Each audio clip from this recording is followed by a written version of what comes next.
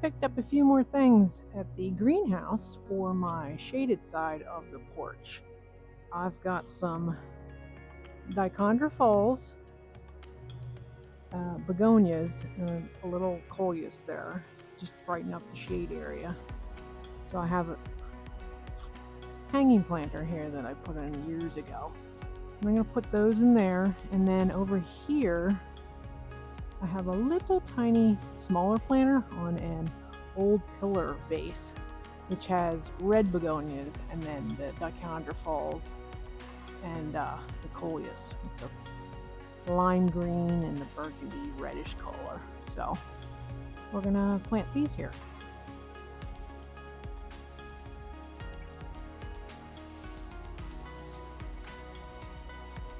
And now we're gonna plant this one up.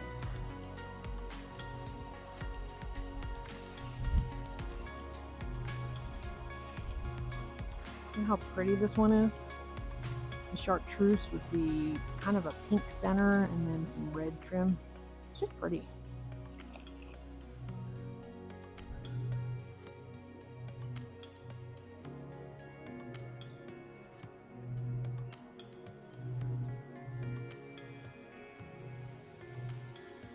My column here that was cut off of an old house probably needs a little more stability while I'm doing this, but there's a T-post in the center of it because there's a hole through the middle. And then look how deep red the begonia is. Hopefully they'll fit in this thing. If not, I might have to cut back some of the soil.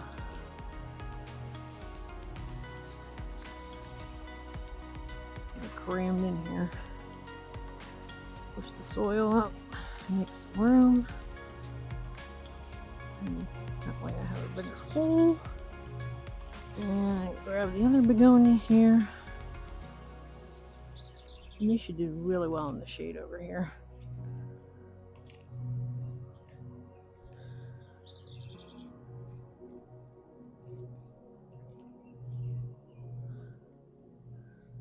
Push the water, soil up there.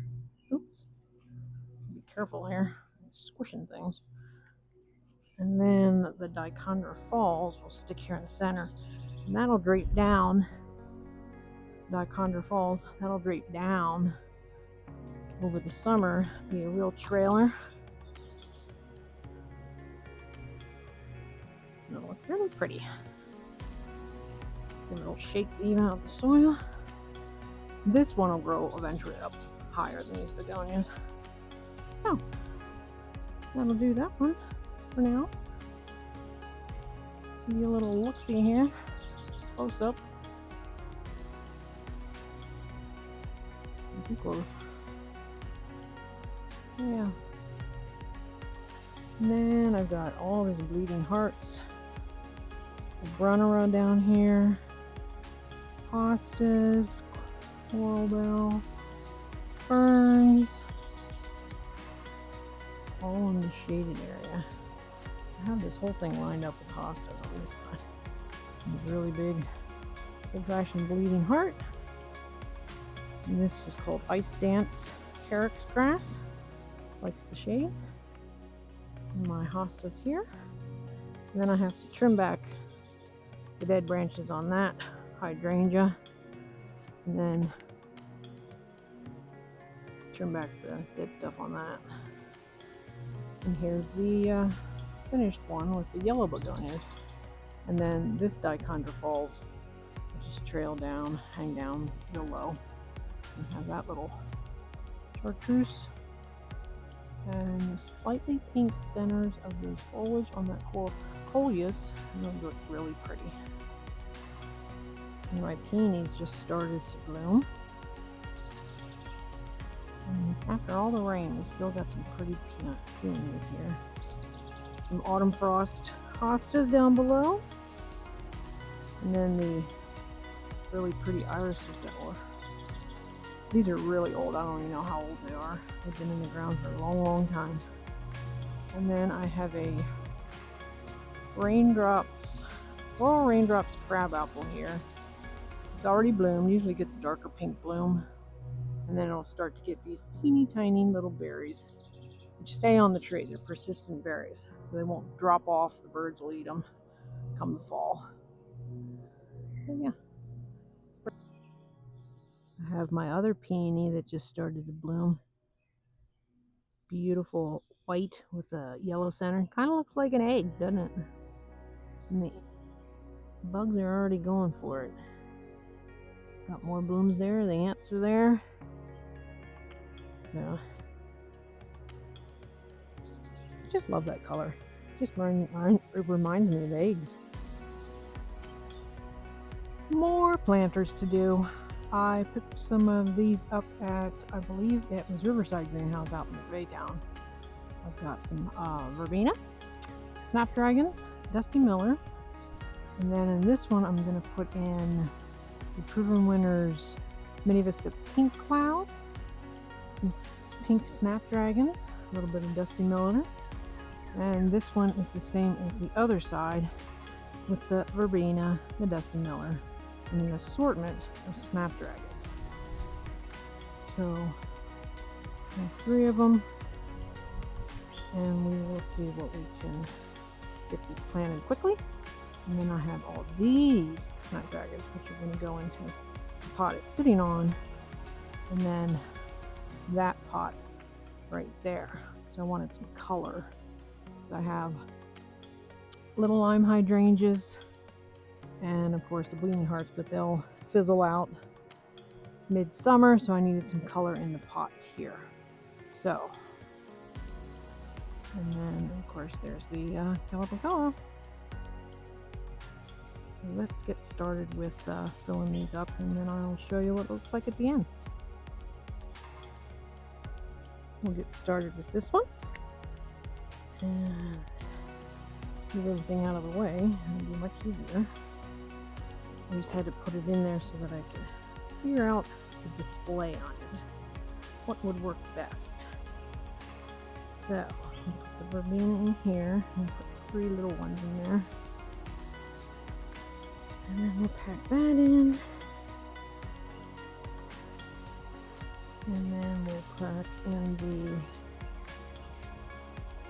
the Dusty Miller here. Oh yeah, I have some over there.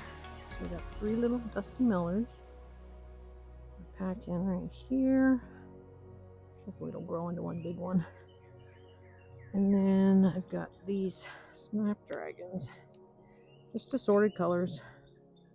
Just to give it a pop of color.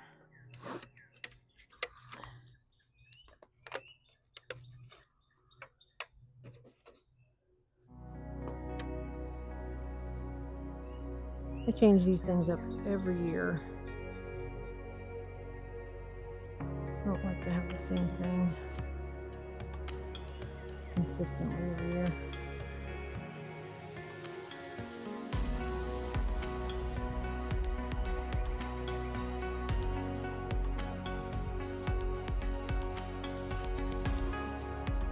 I think there's about 8 of these assorted color.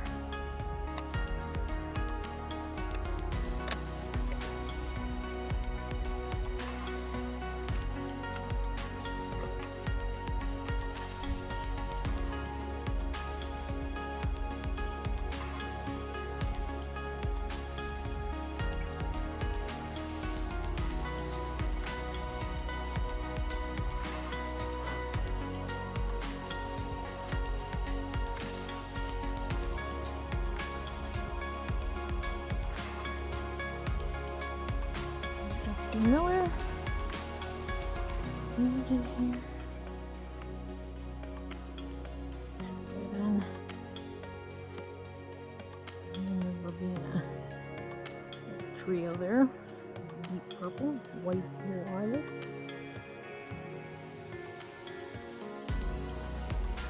Alright, and there's the first one. Stink bug. Don't want that.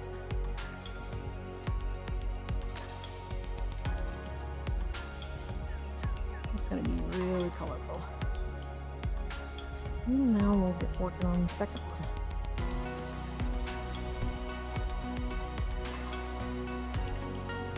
Alright, so we're going to plant this one here.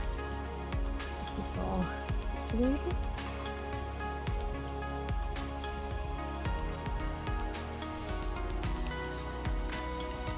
Start with one end, work your way down.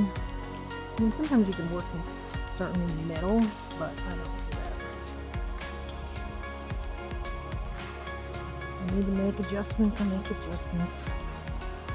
Thread in there, plant thread in there.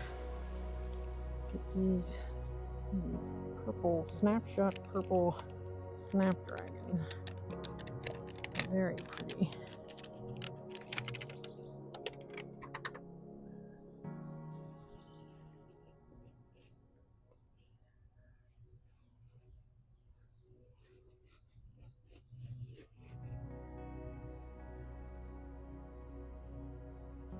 Fill in the dirt. Pack it in. Going with the Dusty Miller here in the center. I think I'm only going to use 3 in the center. Yeah, 4. We're going to do 4. It'll fill up. Make it look. It'll look small at the moment because these are small little tiny ones. But I couldn't find any bigger Dusty Miller hot sizes. 4-inch would have been nice. But for $1.62 for a 6-pack, I'll take it. I think the prices are of things these days. Find a bargain, you buy it.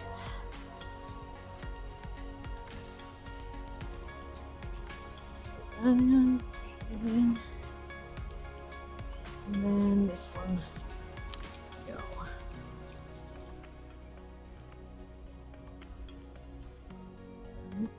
Push that to the side, pack her in. And then, isn't that pretty?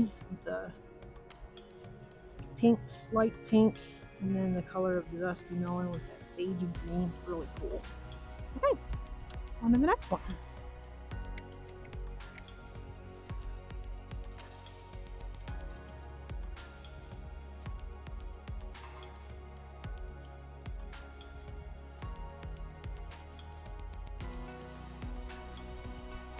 I'm going to fill this planter up here, this one here, with snapdragons. I think I changed my mind on the other side. We're going to go with something different on that side. This one should be pretty quick. Get these in.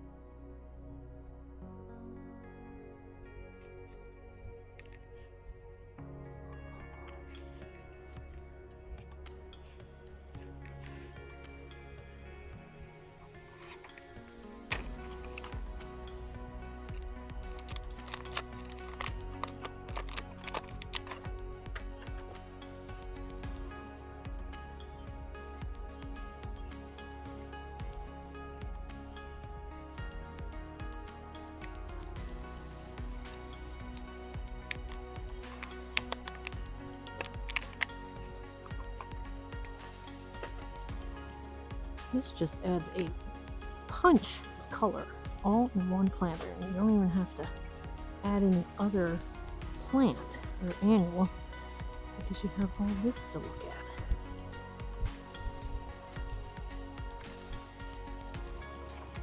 Fill her in with all these packs here. Oops, almost dropped on. Really hate these things, they're hard to get out.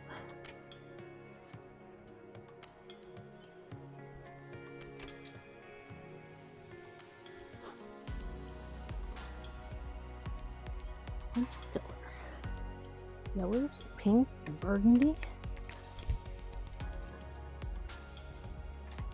And white. Yeah.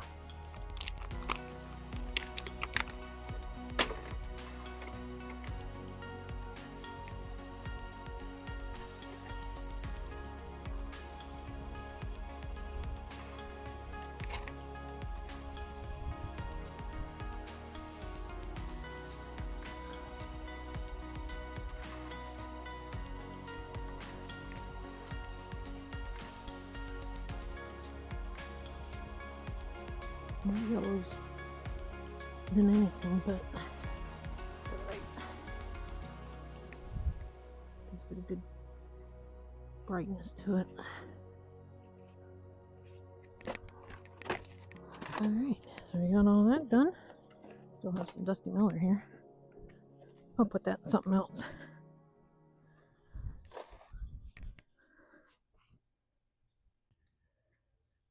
Now, this is going to look a little weird to the start of this planting because this one is Cuphea. It is the frosted violet. It only grows about 16 inches. And then I have the Maestro Coral Agstachy, and that will get up to 2 foot. So eventually it'll get up to about here. And then I also have in the back the Rockin' Fuchsia Salvia, and that'll get about 3 foot tall. So that'll be a tall one in the back. And then I have the Superbena Sparkling Rose Verbena. So that's a trailer. So that'll trail over the sides. So for now, it's going to look a little weird in the height range on that thing, but we'll fix it.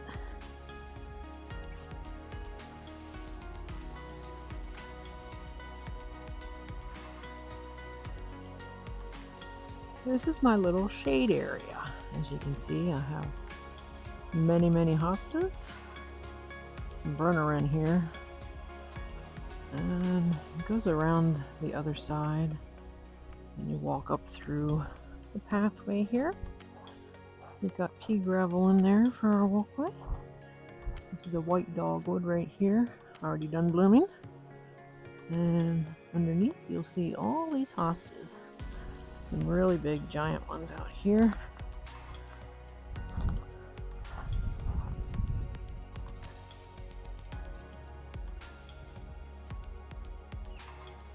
And the smaller side over here. I really want to pack in the hostas for this thing. But I need to get more or I'll divide them so I can spread them out. Yeah, it's a really nice place to sit. Listen to the wind blowing and then the aspens up here. You can see the wind's blowing right up there. But right now I'm going to plant these 2 urns with some shade and maybe some other type of perennials. No, not perennials, all annuals. Griffin begonia, some smaller begonias, coleuses, and we have this one here, you can see it, is the Browalia, I guess that's how you pronounce it. But it's a shade one. You get these white flowers on it. Pretty little things. And then I've got some trailers with this coleus. I've got this one here. It's a Data Vine, Medusa Green. That'll spread nicely. And then these beauties. Angel Wing Begonia, not a Griffin. And I've got some petunias here. And this gets somewhat sun in it. But we'll see what happens. I just needed a pop of color to get it all color in here. And then we have this coleus, which will trail over the sides. Pretty. But we're going to use the all-purpose black gold potting mix. And we're going to fill up these 2 urns with it. So let's get on it. I always like to put the dirt in first, and then place all the plants how I might want them. So let's get this in the dirt, in the hole.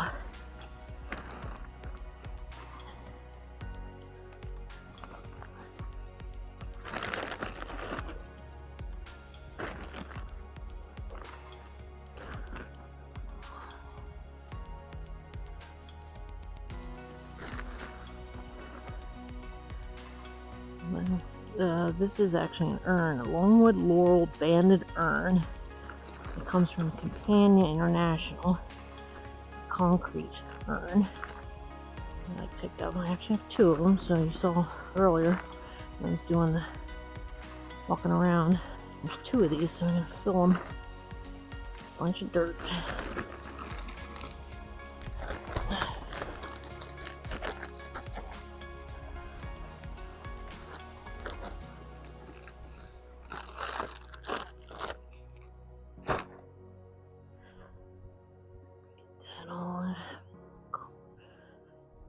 Big chunks taken care of.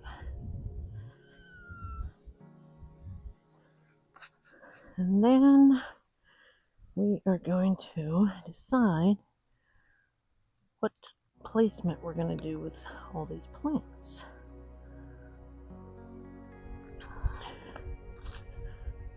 Because you want the spiller on both sides.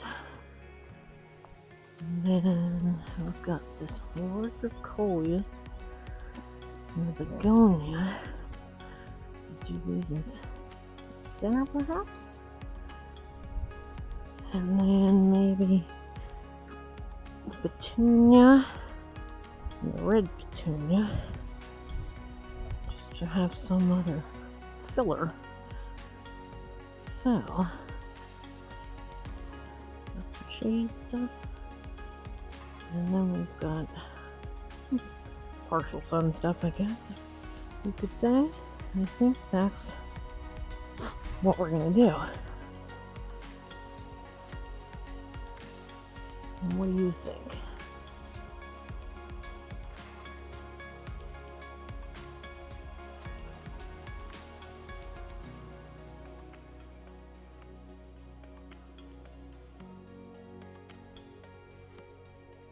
And now I'm going to plant this second urn here.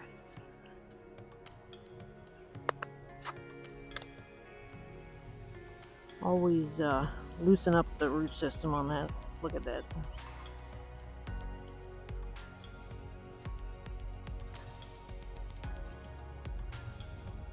I've always had good luck with these Mini Vista Proven Winter Petunias.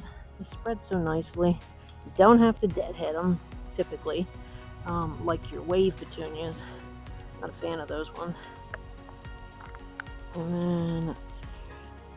This Data Vine will take over, trail off of the urn down to the ground, which would be nice, filler. Usually come July, everything starts filling in nicely. And I usually wait, what is it, it's May 30th right now?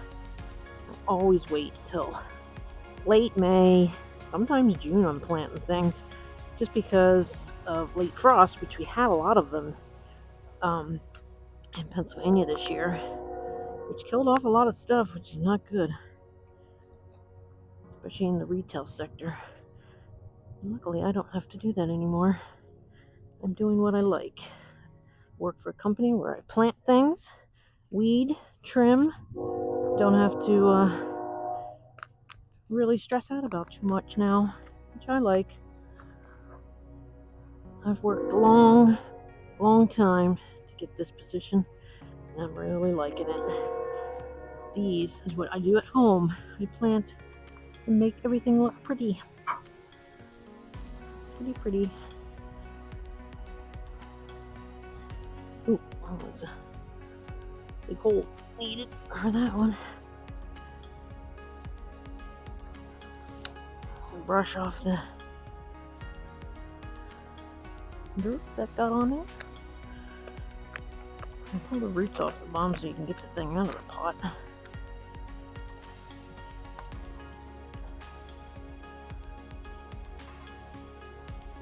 Let's just hope we don't have a super, super hot summer like we did last year, which pretty much killed off a lot of stuff.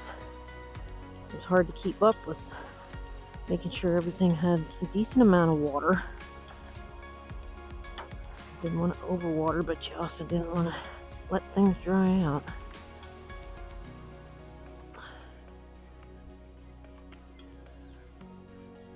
Push those in, make them a little more compact. Brush off the dirt, make it look pretty, and there you have it. So, take a closer look. It's really pretty. They both look really nice come summer, midsummer. It's a great looking urn. See, I thought about putting them up on pedestal, but they're tall enough that I don't really need to. So, a little angle of our seating area, little fire pit. And yeah, these are gonna look so pretty. And there you have it. I think that's all for today. It's such a nice night tonight that I'm just gonna take a little seat here, sit here and just listen to the wind blowing, enjoy my evening. So we'll see you on the next one. Bye everybody.